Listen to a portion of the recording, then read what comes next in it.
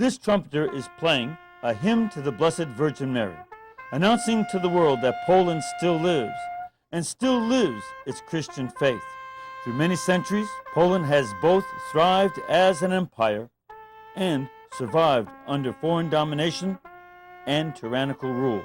This is the story of one Polish Jesuit school founded in the time of empire, suppressed in the time of foreign domination, and closed under Nazi tyranny, but returning to life today because of the Christian faith of the people of Poland. This is the story of a school that was lost to war and government-sponsored oppression, but now is being refounded. But this is not merely a story about education. This is a story of strength of character and the liveliness of faith of the people of Poland. Poland first embraced Christianity in 966 AD, when Prince Mieszko became a Christian. The people readily accepted faith in Jesus Christ and his church. However, 110 years later, in the year 1076 AD, Bolesław II became king of Poland. He lived a debased, immoral life, which drew sharp criticism from one Polish bishop.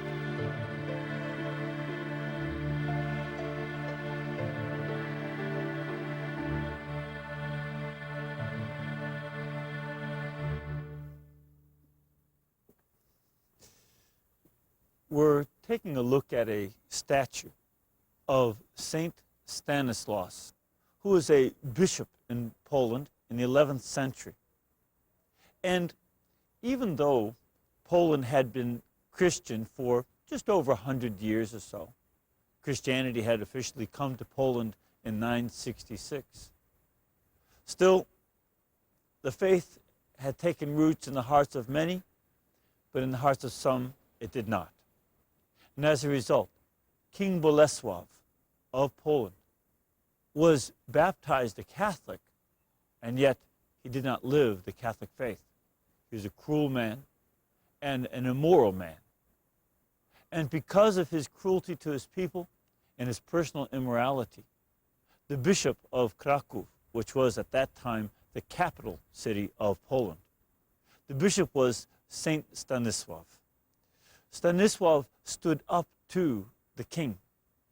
And we see that this is part of a long history of the church having to stand up to the government. In this statue of Saint Stanisław, we see that he's standing, and at his feet there's a man. In this episode of his life, the man was someone who is already dead. And to show the moral authority of the church, Saint Stanisław prayed, and this man came back to life.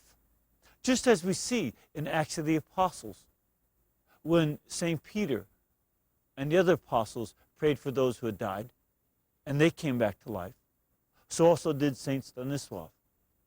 And this points out a very key element in the church here in Poland and in every place in the world, that our moral authority comes from the fact that God has brought this church into existence, and that it's God who continues to act inside the church, even to the point of raising the dead.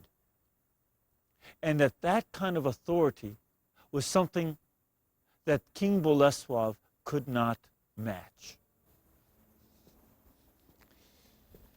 Behind me is the church of Saint Stanislaus and Saint Michael the Archangel. Originally, in the 11th century, there was a church here of Saint Michael the Archangel. And in this place, Saint Stanislaus, the Bishop of Kraków, Poland, was celebrating Mass. He had excommunicated the king, Bolesław Śmiały, which means Bolesław the Brave. And while Saint Stanislaus was celebrating Holy Mass, the king, Bolesław the Brave, came and killed him at the altar while he was celebrating Mass. This was the attempt of the king to show his power, but it was only a power to bring death. A few years later, in 1088, the relics of Saint Stanislav were brought over to the cathedral inside the castle and buried there. And then at Assisi, some years later, he was canonized a saint. And this has been the process of the church, standing up to forces of the government when they're evil. Stanislav was the first of the Catholic bishops to do so, but hardly the last. I'm walking with my guide and Jesuit companion, Father Radek, who is showing me the wonder and beauty of the Wawel Castle in Krakow, Poland.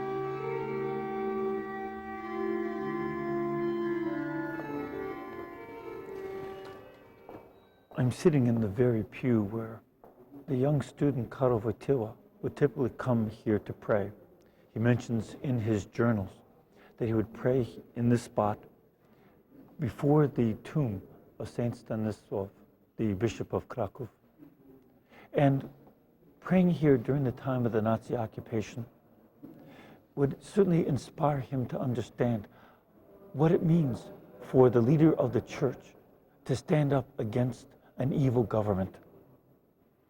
Later on, when the same Karol Wojtyła becomes the bishop, the archbishop, and cardinal here in Kraków, he is able to learn from the example of Saint Stanislav, of standing up to the oppression of a government, and at the same time to do so with the kind of peacefulness that the saint had.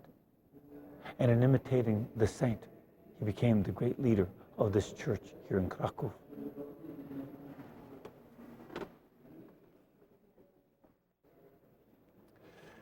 I'm standing in front of the tomb of Saint Stanislav, the Bishop of Kraków. He's buried here inside the Cathedral of Kraków. And one of the things that's interesting is that after this cathedral was built, the kings of Poland were buried here. However, the King Bolesław Śmiały, the Bolesław the Brave, was not buried here. As a matter of fact, he was banned from the country after having murdered Saint Stanislav. Well, Saint Stanislav is buried here at the altar which is considered the most important altar in Poland. This is a center for the nation. The king who did the violence could not be a center for the nation. But this saint who prayed and the saint who was martyred for the sake of righteousness and justice for the people, he does become a great center. And this is one of the great lessons that we learn from the struggle between the church and the state, that the church remains that center because it leads us to Christ, while the government that oppresses eventually has to be dismissed.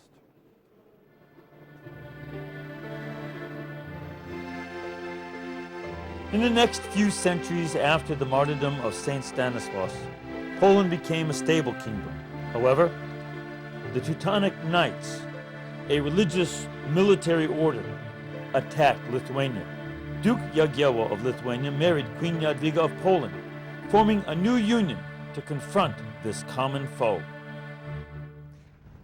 We're right now looking at a statue, the Grunwald statue, in Krakow, Poland, just outside the Floriański Gate. This commemorates the famous Battle of Grunwald, the largest battle in European Middle Ages, in which the Teutonic Knights, an order of German monks dedicated to war, was defeated by King Jagiełło of Lithuania, combined with a Polish army. When the Nazis arrived here in Kraków, they tore down the statue of King Jagiełło as a way to say that their invasion of Poland in 1939 was paying back for the Battle of Grunwald. Now, since the war, this statue has been restored. But it is not enough for Poland to restore statues, but rather there needs to be a restoration of the whole Polish spirit. This means the integrity of Polish culture and its religion. And that its faith in Christ is where we have to begin as we go forward, not merely remembering the past, but going from our past into a future. A future which is focused on Christ.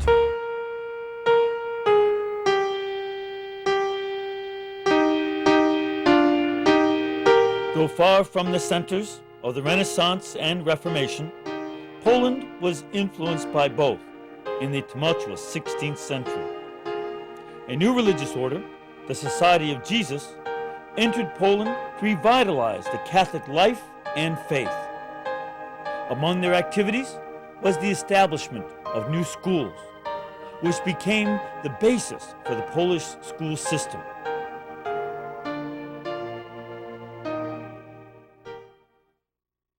Nazywam się Ludwik Grzebień. My name is Ludwik Grzebień. I've been a Jesuit since 1956 with a degree in history, and I am an historian teaching history at the university faculty. Well, it is very useful and important to know the Jesuit history, both in the context of our school and of our Jesuit identity in a universal sense. Jesuits came to Poland in 1564. The very first college was founded in Brunsberg, or known in Polish as Braniewo. Education and the formation of schools were the first jobs of Jesuits. The goal was to stop the massive immigration of Polish students who were looking to go to Germany and France and England to study.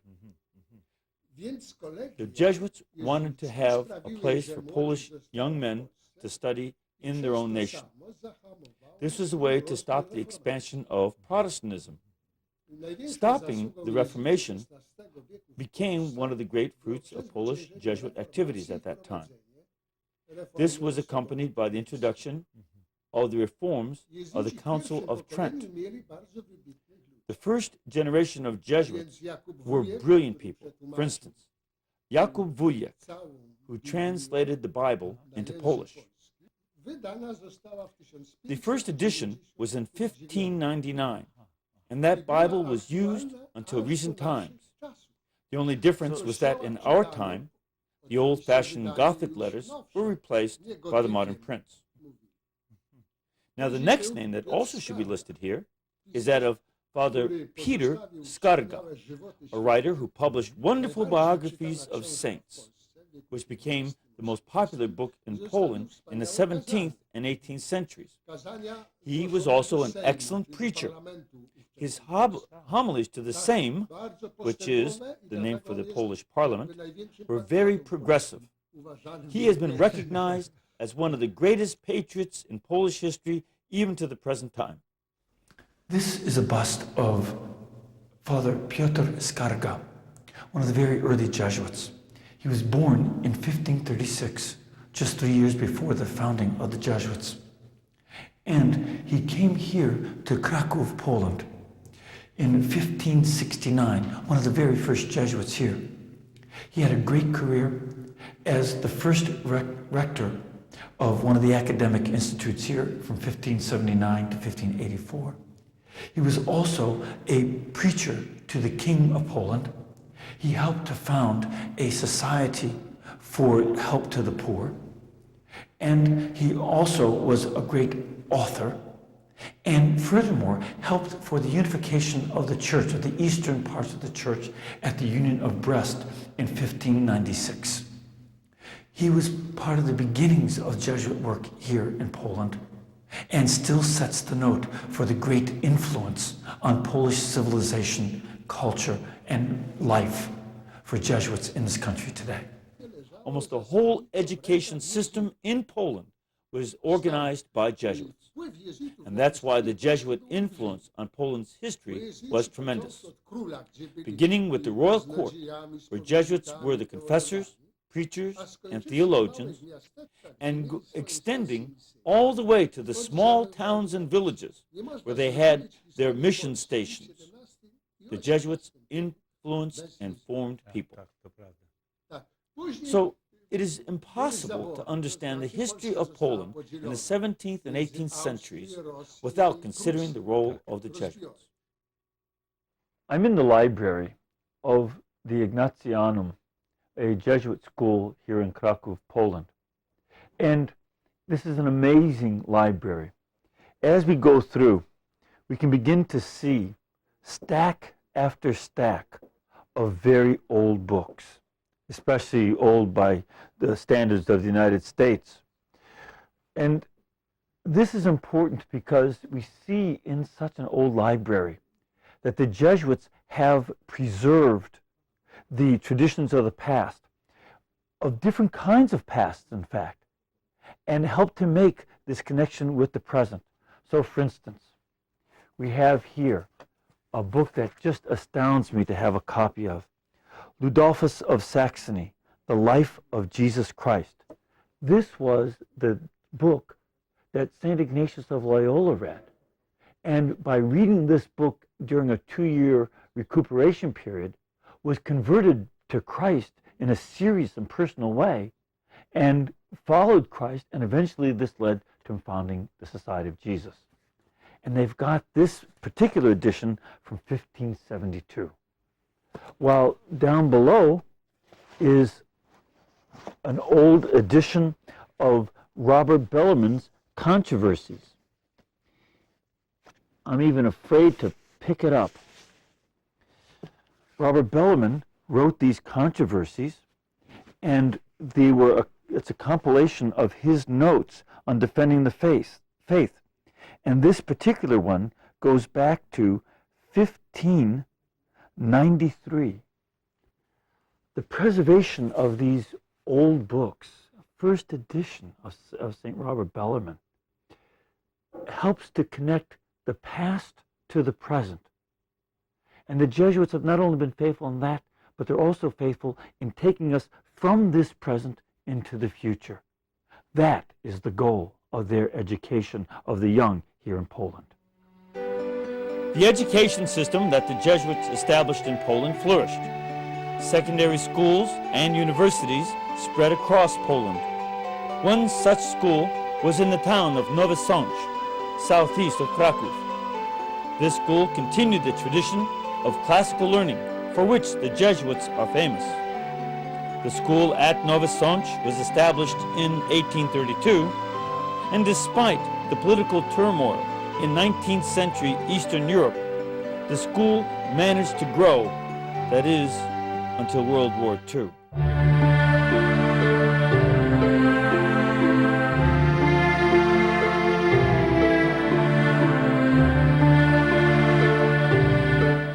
The destruction that the Nazis brought to Poland was tragic in many ways.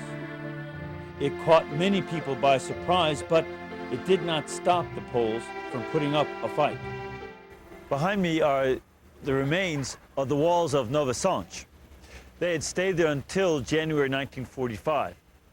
Within these walls and within the old castle that was here, the Germans had stored large amounts of explosives.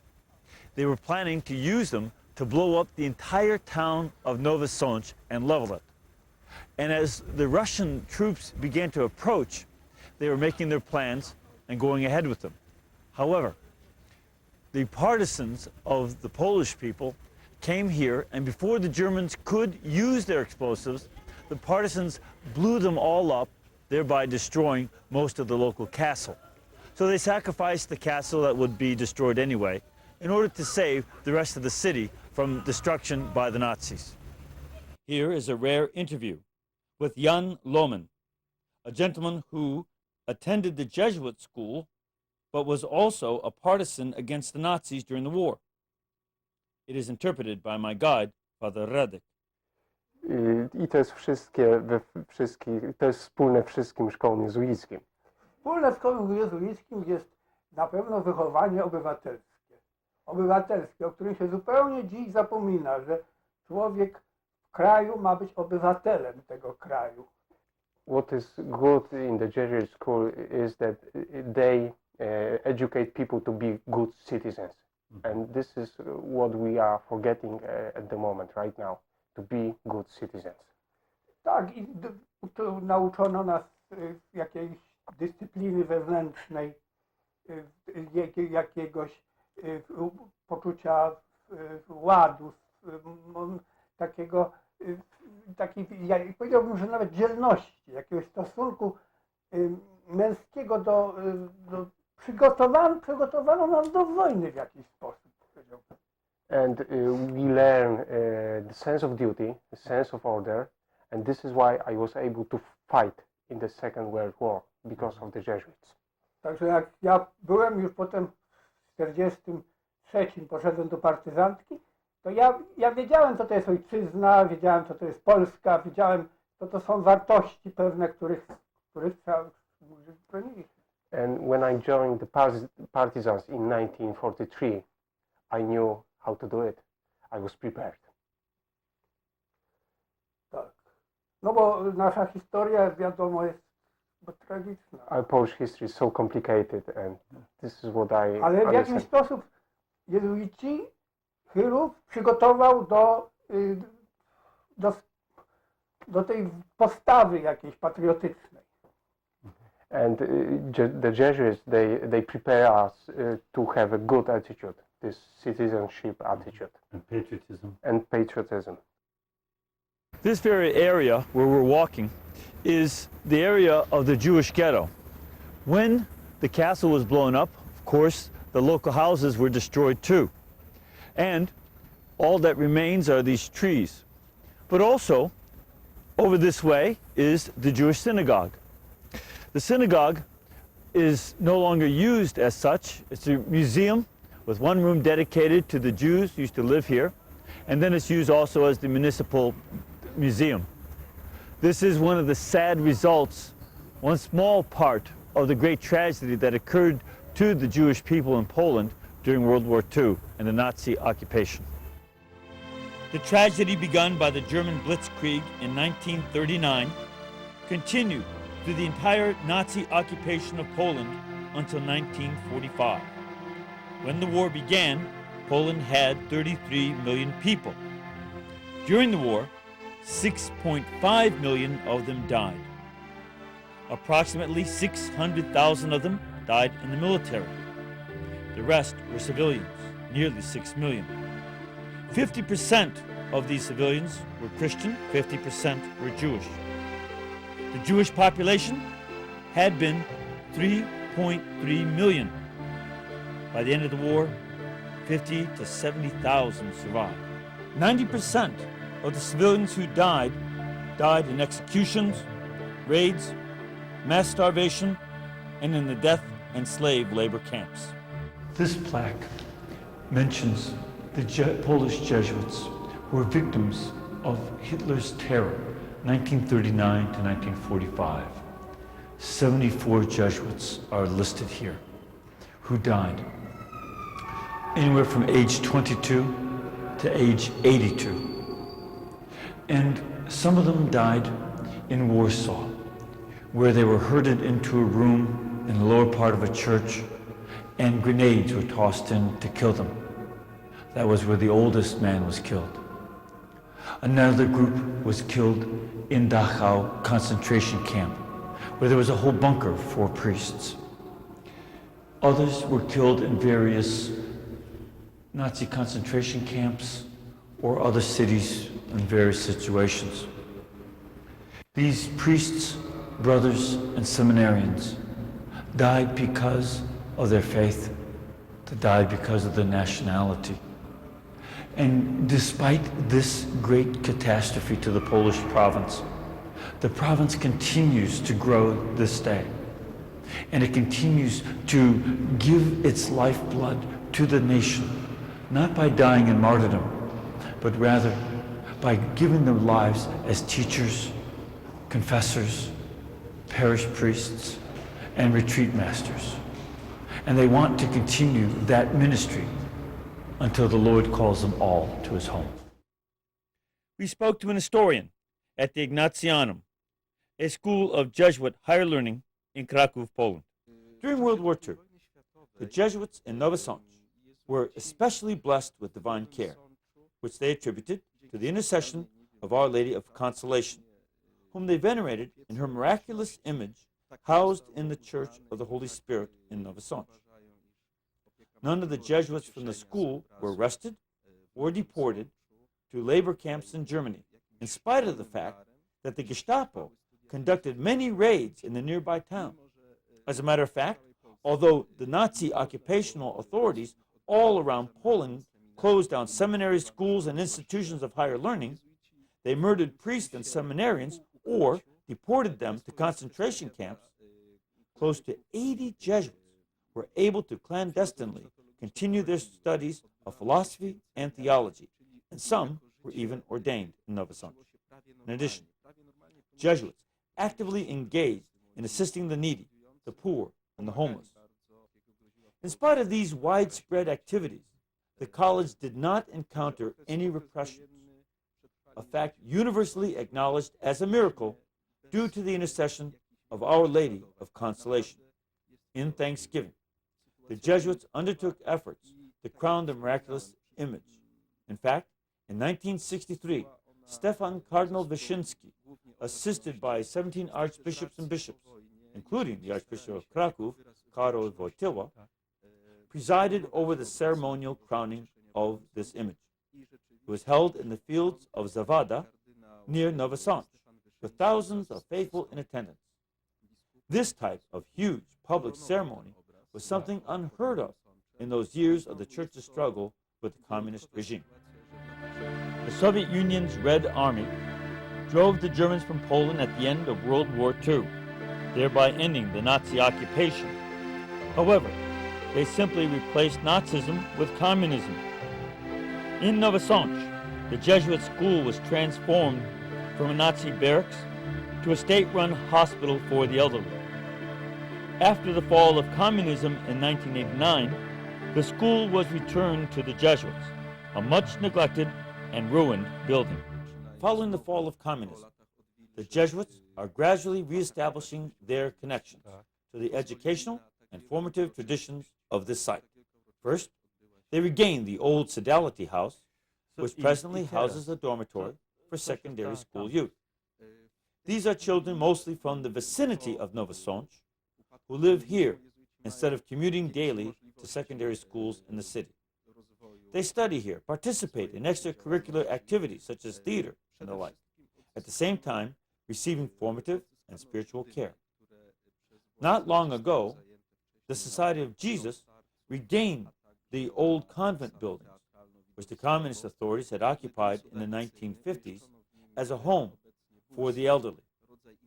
The buildings are being rehabbed and remodeled to tie together old traditions with new goals, to create a modern and functional school where local young people will be able to get an education as well as grow in character and spirituality. As various workmen have been going through the school and uncovering it so that they can repair the place, they've discovered the original Norbertine monastery walls. You can see the ancient brickwork from the early 15th century, also in the walls that is mixed with bricks and stones. And this had originally been the staircase that went in one direction to the Norbertine Hospital and in the other direction to the Norbertine Church. And very interestingly enough, while doing this work, they found a reliquary of Saint Valentine, which had a very ancient piece of paper verifying that it really was his own bones that were in there.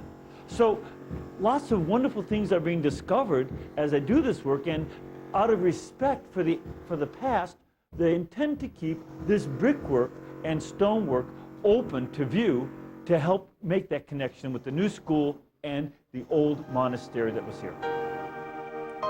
The cost of repairing the Jesuit school in Nowa Sącz is staggering for the financially strapped church in Poland. The Nazi abuse and communist neglect have taken their toll on the building. This means it must be rebuilt from its 15th century roots into the new millennium, all due to 20th century abuse and neglect.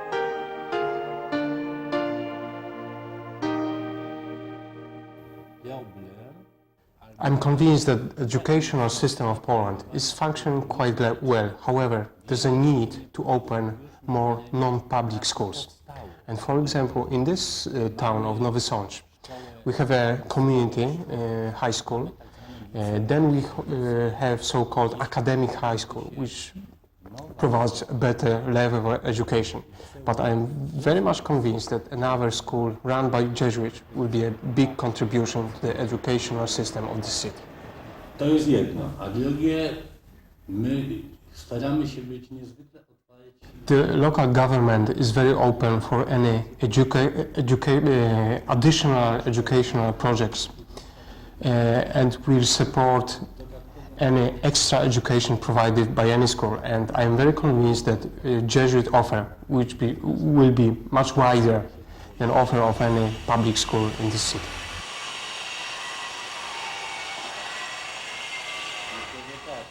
Because this school has good links with Jesuit education system, because in the 19th century 4 headmasters of the school were Jesuits, and then later there was another Jesuit school just before the Second World War, and we have very good relationships with the school.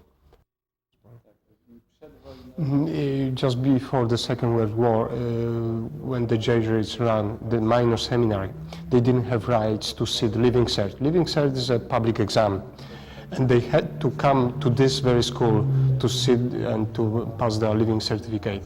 And we are very happy of that, because many young people, from all over Poland would come to this place. And I hope that this will be the situation even right now, when the influence of the Jesuit school will be very, very wide.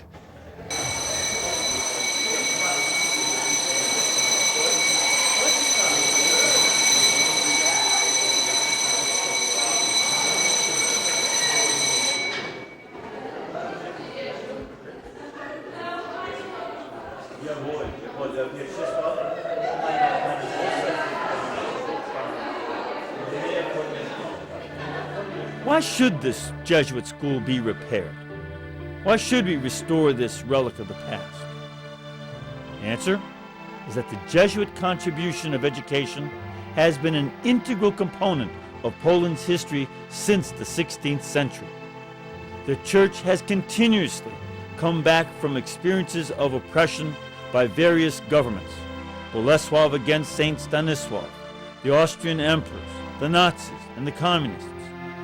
Now, in Poland, is the time for freedom and a time to rebuild. The Jesuits loved Jesus Christ, their Catholic faith, and their people. They desired to share their most precious gifts, faith in Christ, love of God and His people, with their fellow Poles. Their new challenge is to integrate the Catholic faith into a society challenged by newfound freedoms, materialistic enticements, and indifference to Christian faith. Restoring the bricks of the Jesuit school in Nowy Sącz is one brick in the great edifice of a truly renewed and liberated Poland.